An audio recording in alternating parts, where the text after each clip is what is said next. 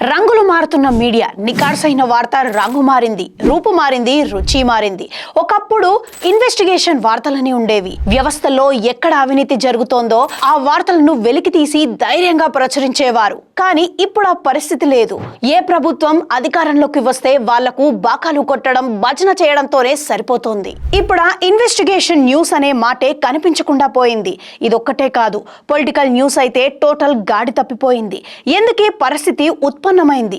నేటి మీడియా దుస్థితికి కారణాలేమిటి? ఈనాడులో రామోజీరావు గారు ఎప్పుడు ఒక మాట చెప్పేవారు, నువ్వు రాసే వార్తని ఎవరైనా విమర్శించినా, వేలెత్తి చూపించినా ఆ వార్తల్లో లోపం ఉన్నట్లే లెక్క. మనమందరం అద్దాల మేడల్లో ఉంటున్నాం. ఎవడో ఒకడు రాయి విసరాలనే చూస్తుంటాడు. అందుకే ఒకటికి 10 సార్లు ఆలోచించి జాగ్రత్తగా పత్రికను బయటకు వదలండి అనేవారు. ఈ రోజుల్లో పత్రికలే కాదు, అందరి జీవితాలు అద్దాల మేడల్లాంటివే. ప్రతి ఒక్కడు రాయి విసరాలనే చూస్తుంటాడు.